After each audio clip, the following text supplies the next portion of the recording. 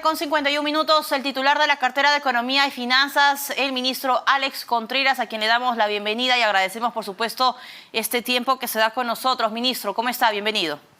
Hola Valeria, ¿cómo estás? ¿Qué tal? Un gusto, ministro, saludarlo. En principio, a ver, vamos inmediatamente al tema que está generando preocupación a nivel nacional. ¿Cuáles son las acciones inmediatas que va a tomar, digamos, el gobierno para frenar esta subida de violencia y escalada de violencia en otras regiones? ¿Qué tal, Valeria? Sí, ya se han tomado las medidas, justamente la historia de emergencia, la primera medida, el ministro del Interior, el ministro de Defensa están tomando las acciones para contener estas protestas. En el plano económico, ministro, ¿se tiene ya previsto algún balance del impacto que está dejando hasta la fecha estas manifestaciones, cierres de carreteras, tomas de empresas privadas, incluso el cierre de algunos aeropuertos? El impacto estimado diario es entre 60 y 100 millones. Esa es la primera estimación que tenemos en base a los resultados preliminares. ¿Puede repetir, ministro, la cifra, por favor? Entre 60 y 100 millones de soles diarios genera estas protestas. Ese es el efecto en PBI. Ahora, ministro, sabemos que estas manifestaciones pues no le hacen un gran favor a las inversiones privadas y quedan pocos días para cerrar el 2022. No vemos de repente que hay una variación en las proyecciones de crecimiento 2022, pero sí, digamos, con miras hacia el 2023. Standard & Poor's ha rebajado la perspectiva de calificación de nuestro país a negativa, ante mayores riesgos. ¿Cuál va a ser el impacto ya al al mediano y largo plazo?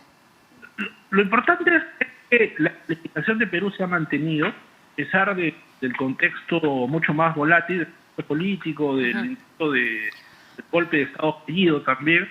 Esto es lo que hay que resaltar.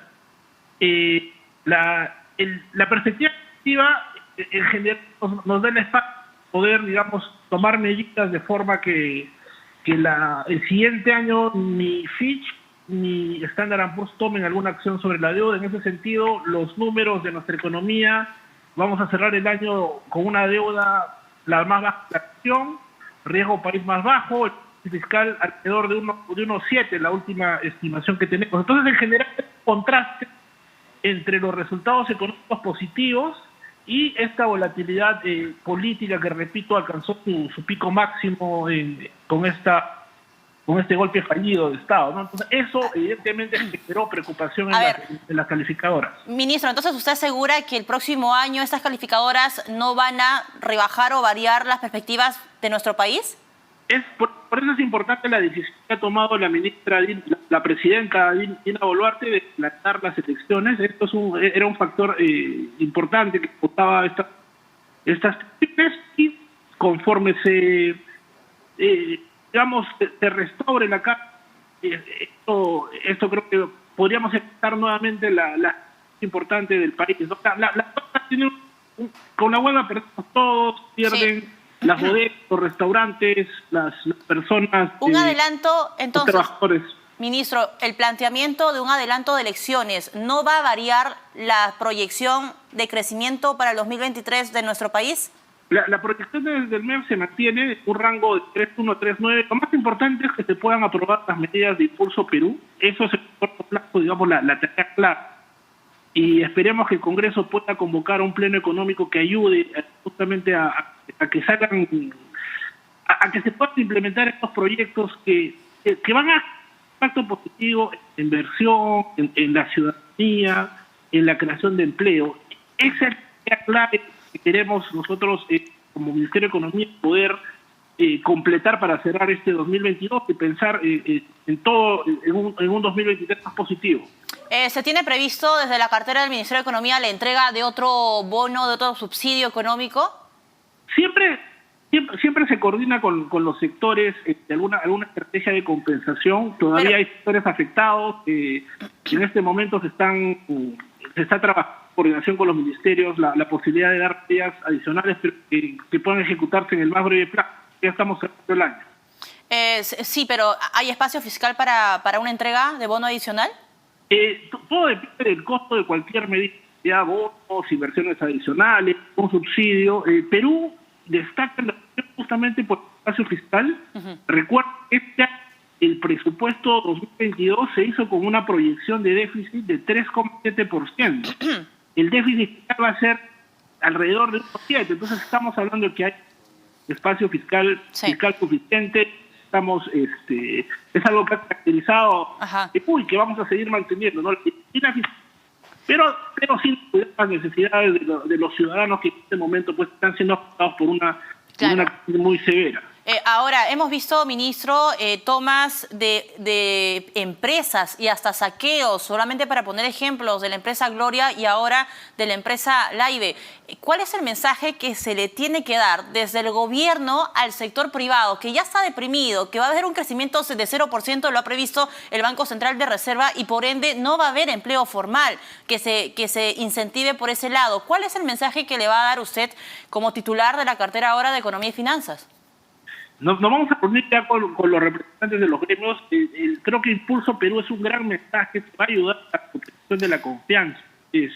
Son medidas que impactan positivamente en la inversión privada. Pero, sí. Y el mensaje es que el orden se va a establecer, que los ministerios competentes están trabajando arduamente para poder revertir esta situación. Yo condeno las acciones de violencia, respeto el derecho a la protesta, pero en este caso los poderes competentes tienen que sancionar a estos actos vandálicos. No hay que diferenciar lo que es, digamos, legítimo de lo que no. Exactamente, pero a ver, Impulso Perú es una muy buena iniciativa, digamos, por parte del Ministerio de Economía y Finanzas. Se impulsó cuando Cruz Burneo era titular de esa cartera, pero eso va a tomar su tiempo, ministro.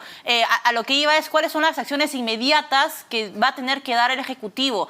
Tenemos, por ejemplo, solamente para poner sobre la mesa el sector minero.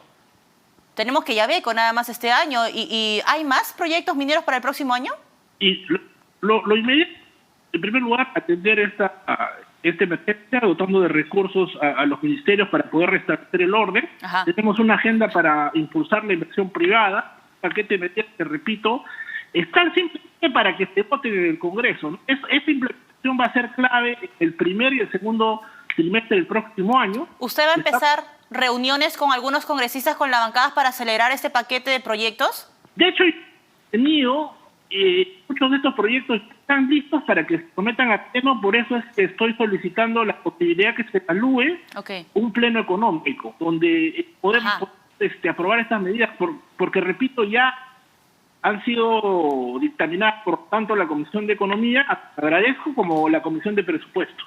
Ahora, ministro, usted no solamente viene, usted tiene una carrera dentro del Ministerio de Economía y Finanzas. Usted ha sido hasta hace algunos días el viceministro de la cartera de Economía y Finanzas. Sabe también que uno de los anuncios importantes que dio el entonces presidente de la República, el señor Castillo, fue una reforma del sistema de pensiones. Se tenía previsto que ya estaba casi lista porque se diera un lapso de tiempo. ¿Cuál es su posición respecto a la reforma de pensiones, que ha sido el dolor de cabeza probablemente para el Ejecutivo y ha sido una banderita del Congreso de la República hace algunos años o en plena pandemia?